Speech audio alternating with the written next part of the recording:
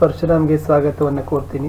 ಕಲಿಕಾ ಚೇತರಿಕೆಯ ಸರಣಿಯಲ್ಲಿ 8ನೇ ತರಗತಿಯ ಕೋರ್ ವಿಷಯ ಸಮಾಜ ವಿಜ್ಞಾನದಲ್ಲಿ ಕಲಿಕಾ ಹಾಳೆ 23ರ ಉತ್ತರಗಳ ವಿಡಿಯೋ ಇದಾಗಿದೆ. ಈ ಮೊದಲಿನ ವಿಡಿಯೋಗಳನ್ನು ನೋಡದೇ ಇದ್ರೆ ಈ ವಿಡಿಯೋದ ಡಿಸ್ಕ್ರಿಪ್ಷನ್ ಬಾಕ್ಸ್ನಲ್ಲಿ 8ನೇ ತರಗತಿ ಸಮಾಜ ವಿಜ್ಞಾನ ಕಲಿಕಾ ಹಾಳೆಗಳ ಉತ್ತರಗಳು ಅಂತ ಒಂದು ಪ್ಲೇಲಿಸ್ಟ್ ಲಿಂಕ್ ಇದೆ, ಅದನ್ನು ಒತ್ತಿ ನೋಡಬಹುದು. ಈ ವಿಡಿಯೋದ ಕಮೆಂಟ್ ಅಲ್ಲಿ ಸಹಿತ ಫಸ್ಟ್ ಆಗಿ ಸಹಿತ ಪ್ಲೇಲಿಸ್ಟ್ ಲಿಂಕ್ ಅನ್ನ ಪಿನ್ ಮಾಡಿದ್ದೀನಿ. ವಿಡಿಯೋದ ಐ ಕಾರ್ಡ್ ಅಲ್ಲಿ ಸಹಿತ ಪ್ಲೇಲಿಸ್ಟ್ ಲಿಂಕ್ ಸಜೆಸ್ಟ್ ಆಗ್ತಾ ಇದೆ, ಅದನ್ನು ಒತ್ತಿ ನೋಡಬಹುದು. ವಿಡಿಯೋವನ್ನ ಲೈಕ್ ಮಾಡಿ, ನೀವು ಬಳಸ್ತಕ್ಕಂಥ ಸೋಷಿಯಲ್ ಮೀಡಿಯಾ ಪ್ಲಾಟ್ಫಾರ್ಮ್ಗಳಲ್ಲಿ ಈ ವಿಡಿಯೋದ ಲಿಂಕ್ ಅನ್ನ ಶೇರ್ ಮಾಡಿ, ಚಾನಲ್ ಅನ್ನ ಸಬ್ಸ್ಕ್ರೈಬ್, ಜೊತೆಗೆ ನಮ್ಮ ಟೆಲಿಗ್ರಾಮ್ ಗ್ರೂಪ್ ಲಿಂಕ್ ಅನ್ನ ವಿಡಿಯೋದ ಡಿಸ್ಕ್ರಿಪ್ಷನ್ ಬಾಕ್ಸ್ ನಲ್ಲಿದೆ, ಬಂದು ಜಾಯ್ನ್ ಆಗಿ ಅಂತ ಹೇಳ್ತಾ ಕಲಿಕಾ ಹಾಳೆ 23ರ ಉತ್ತರಗಳನ್ನು ನೋಡುವ. ಈಗಾಗಲೇ ನಾವು 8ನೇ ತರಗತಿಯಲ್ಲಿ ಹಿಂದಿ ಮತ್ತು ವಿಜ್ಞಾನದಲ್ಲಿನೂ ಕೂಡ ಬಹಳಷ್ಟು ಕಲಿಕಾ ಹಾಳೆಗಳು ಉತ್ತರಗಳನ್ನು ಹಾಕಿದ್ದೀವಿ. ಸೊ ತಪ್ಪದೇ ಆಗಿ ನೋಡಿ, ಅವೆಲ್ಲ ಲಿಂಕ್ಗಳನ್ನು ಈ ವಿಡಿಯೋದ ಡಿಸ್ಕ್ರಿಪ್ಷನ್ ಬಾಕ್ಸ್ನಲ್ಲಿ ಇದ್ದಾವೆ ಅಂತ ಹೇಳ್ತಾ ಕಲಿಕಾ ಹಾಳೆ 23ರ ಉತ್ತರಗಳನ್ನು ನೋಡೋಣ. ಕಲಿಕಾ ವಿಷಯ 8ಕ್ಕೆ ಸಂಬಂಧಪಟ್ಟಂತೆ ಇದೇ ಆಧುನಿಕ ಕಾಲದ ಕಾಲಾನುಕ್ರಮ. ಒಂದು ಘಟನೆಯ ನಂತರ ಮತ್ತೊಂದು ಘಟನೆಯಾಗುವುದು ಅಥವಾ ಒಂದೇ ಸಮಯದಲ್ಲಿ ನಡೆಯುವ ಘಟನೆಗಳು ಪ್ರತ್ಯಕ್ಷವಾಗಿಯೋ ಅಥವಾ ಪರೋಕ್ಷವಾಗಿಯೋ ಇನ್ನೊಂದರ ಮೇಲೆ ಪ್ರಭಾವ ಬೀರುವುದನ್ನು ನಾವು ತಿಳಿದುಕೊಂಡಿದ್ದೇವೆ.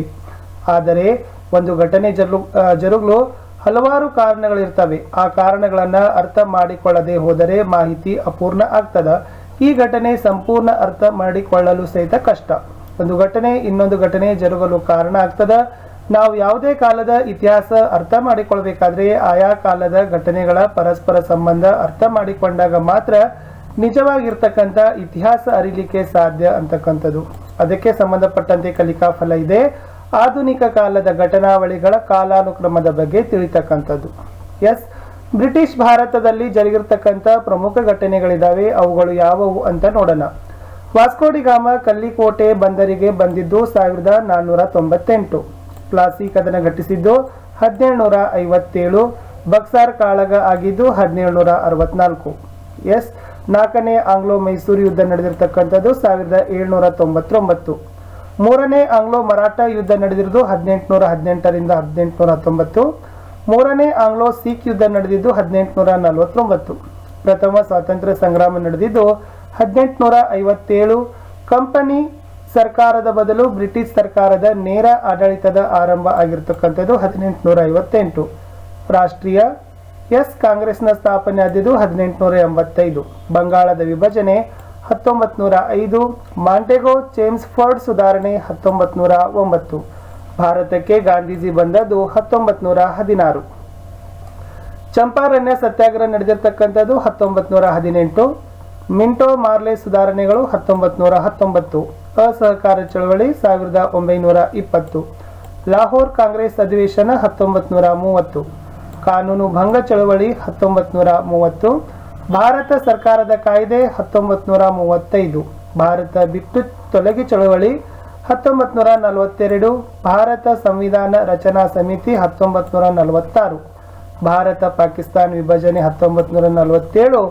ಭಾರತದ ಸ್ವಾತಂತ್ರ್ಯ 1947. ಒಟ್ಟು 22 ಘಟನೆಗಳು ಬ್ರಿಟಿಷ್ ಭಾರತದಲ್ಲಿ ನಡೆದಿರ್ತಕ್ಕಂಥದ್ದಿತ್ತು. ಈ ಘಟನೆಗಳು ಮತ್ತು ಈ ಘಟನೆಗಳ ವರ್ಷಗಳನ್ನು ತಮಗೆ ಗೊತ್ತಿರಬೇಕು, ಆವಾಗ ಮಾತ್ರ ಕಲಿಕಾ ಹಾಳೆಯ ಪ್ರಶ್ನೆಗೆ ಉತ್ತರ ಬರೀಬಹುದು. ಎಸ್, ಕ್ವಶನ್ ಇತ್ತು. ಕಲಿಕಾ ಹಾಳೆ 23ರಲ್ಲಿ ಕಾಲಾನುಕ್ರಮಗಳಲ್ಲಿ ಈ ಕೆಳಗಿನ ಘಟನೆಗಳನ್ನ ಹಿಂದೆ ಮುಂದೆ ಕೊಟ್ಟಿದ್ದಾರೆ, ಅವುಗಳನ್ನ ಕಾಲಾನುಕ್ರಮದಲ್ಲಿ ಜೋಡಿಸಬೇಕಿತ್ತು. ಒಟ್ಟು 10 ಘಟನೆಗಳಿದಾವೆ. ಮಾಂಟೆಗೋ ಚೇಮ್ಸ್ಫರ್ಡ್ ಸುಧಾರಣೆ, ಕಾನೂನು ಭಂಗ ಚಳವಳಿ, ಚಂಪಾರಣ್ಯ ಸತ್ಯಾಗ್ರಹ, 3ನೇ ಆಂಗ್ಲೋ ಮರಾಠ ಯುದ್ಧ, ಪ್ಲಾಸಿ ಕದನ, ಬಂಗಾಳದ ವಿಭಜನೆ, ಲಾಹೋರ್ ಕಾಂಗ್ರೆಸ್ ಅಧಿವೇಶನ, 4ನೇ ಆಂಗ್ಲೋ ಮೈಸೂರು ಯುದ್ಧ, ಭಾರತದ ರಾಷ್ಟ್ರೀಯ ಕಾಂಗ್ರೆಸ್ನ ಸ್ಥಾಪನೆ, ರಾಣಿಯ ಘೋಷಣೆ, ಕಂಪನಿ ಸರ್ಕಾರದ ಆಡಳಿತ ಅಂತ್ಯ ಅಂತ ಒಟ್ಟು 10 ಘಟನೆಗಳನ್ನ ಏನ್ ಮಾಡಿದ್ದಾರೆ ಇಲ್ಲಿ ಕೊಟ್ಟಿದ್ದಾರೆ. ಸೊ ನಾವೇನ್ ಮಾಡಬೇಕು, ಫಸ್ಟ್ ಆಗಿ ಈ ಘಟನೆಗಳ ವರ್ಷಗಳನ್ನ ನಾವು ಮೊದಲು ಬರ್ಕೊಳ್ಳೋಣ.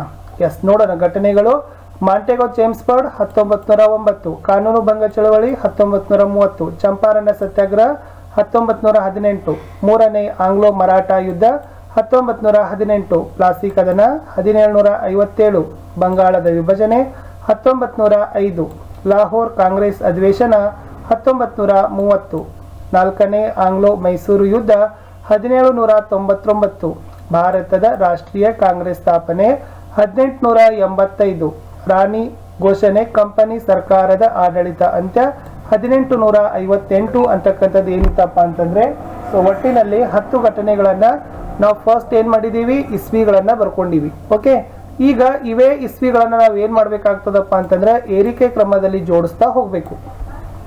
ಎಸ್, ಸೊ ಏರಿಕೆ ಕ್ರಮದಲ್ಲಿ ಜೋಡಿಸಿದಾಗ ಮೊದಲ ಘಟನೆ ಯಾವ್ದು ನಡೀತದಪ್ಪ ಅಂತಂದ್ರೆ ಪ್ಲಾಸಿ ಕದನ ಬರ್ತದೆ. ಆ ಪ್ಲಾಸಿ ಕದನ ಆಗಿರ್ತಕ್ಕಂಥದ್ದು 1757ರಲ್ಲಿ.